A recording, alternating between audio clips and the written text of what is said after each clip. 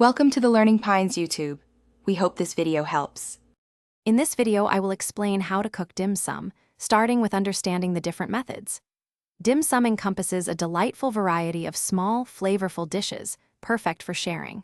Whether you have fresh or frozen dim sum, the key is selecting the right cooking approach. We will explore steaming, pan frying, and deep frying, ensuring your dishes turn out perfectly. Always remember to check your specific dim sum package for tailored instructions, as they can vary greatly. Steaming is often the go-to method for classic dim, some like har gow and siu mai, preserving their delicate textures. Begin by adding about 1 inch of water to a pot and bringing it to a rapid boil. Carefully place your dim sum in a bamboo steamer or on a heat-proof plate, making sure they are not overcrowded.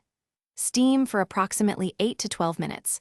Larger pieces or denser fillings might require a minute or two more. You will know they are ready when they are plump and translucent. For dim sum with a wonderful crispy bottom, like pan-fried dumplings or pot stickers, pan frying is your best friend.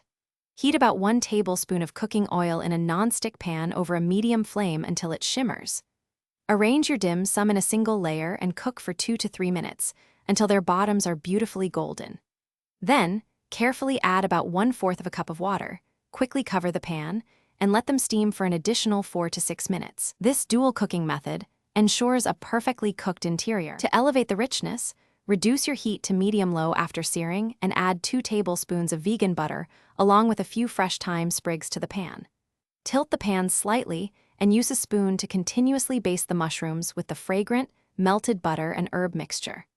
Do this for about 1 minute, infusing them with incredible flavor and moisture. Transfer the mushrooms to a cutting board and allow them to rest for 5 minutes. This resting period is important for juiciness and texture. Thanks for watching. Consider subscribing if we helped you.